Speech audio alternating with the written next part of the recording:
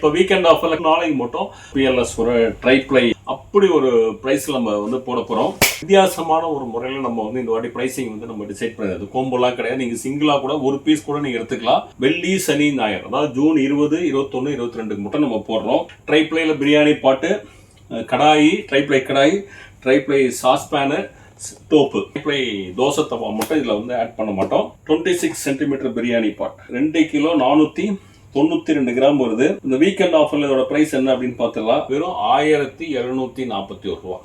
வெறும் 1741 ரூபா. இப்போ நீங்க எங்களோட மொபைல் ஆப் பிஎல்எஸ் ஷாப் இந்த ஆப்ல போய் நீங்க போய் பாருங்க. ஸோ இதோட பிரைஸ் பார்த்தீங்க அப்படின்னா ஒரு 2300 ரூபா இருக்கும்.